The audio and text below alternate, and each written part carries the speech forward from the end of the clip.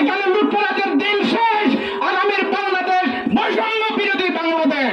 ক্ষমতা ছেড়ে দেশ ত্যাগ করে ভারতে অবস্থান নিয়েছেন বাংলাদেশের সাবেক প্রধানমন্ত্রী শেখ হাসিনা। এই সরকারের ক্ষমতাধীন সময়ে প্রকাশ্যে কোনো কর্মসূচি করতে পারেনি বাংলাদেশ জামায়াত ইসলামী ও শিবির। গত সোমবার শেখ হাসিনার দেশ ত্যাগের ঘটনায় নিয়মিত কর্মসূচি হিসেবে আজ বৃহস্পতিবার বিকেলে আনন্দ র্যালি এবং শুকরানা সমাবেশ করে জামায়াত ইসলামী বাংলাদেশ পালংখালী ইউনিয়ন শাখা। দীর্ঘদিন পর হওয়া র্যালিতে বাঁধভাঙা উল্লাস নিয়ে অংশ নেন জামায়াত ইসলামী ও ইসলামী ছাত্র শিবিরের কর্মী ছাড়াও সাধারণ মানুষ। শুকরানা সমাবেশে সাবেক শিবির নেতা জাহাঙ্গীর আলমের সঞ্চালনায় বাংলাদেশ জামায়াত ইসলামী পালংখালী শাখার আমির আবুল আলা রোমানের সভাপতিত্বে প্রধান অতিথি হিসেবে উপস্থিত ছিলেন উখিয়া উপজেলা কর্ম পরিষদের সদস্য মাওলানা ডাক্তার কবির আহমদ।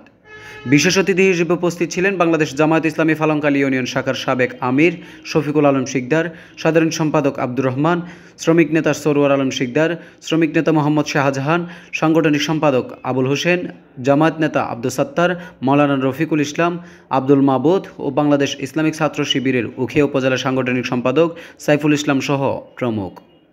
এ সময় বক্তারা দেশে আদিবাসী ও ধর্মীয় সংখ্যালঘু সম্প্রদায় সহ সব জনগণের জানমালের নিরাপত্তা ও শান্তি শৃঙ্খলা রক্ষায় সবাইকে একতা হওয়ার জন্য অনুরোধ জানান।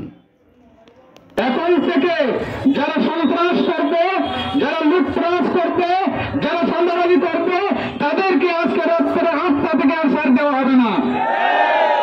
তারা আমাদেরকে আরেকটা বলেছে, সেই ভূমিকা পালন করার জন্য জামাত শিবিরকে আমরা তোমাদেরকে দায়িত্ব দিয়েছি। আমরা বলেছি সেই দায়িত্ব আমরা সাদরে গ্রহণ করেছি। আর যারা যে দায়িত্ব পালন করবে না, জনগণকে সাথে নিয়ে তাদের মোকাবেলা আমরা করব। আমরা কি সেটা মানতে চান? মানতে চাইলে আপনারা আমি সতর্ক করতে চাই। এইখানে যারা চাঁদাবাজি করতেছেন, আমি পাহারাদারদেরকে বলে দিয়েছিলাম, প্রত্যেক দোকানদারদেরকে বলে দিয়েছি, আমাদের পালংখালীর মধ্যে 3টা মন্দির আছে। মন্দিরের মধ্যে আমরা আজকে 4 দিন যাবত পাহারা দিচ্ছি।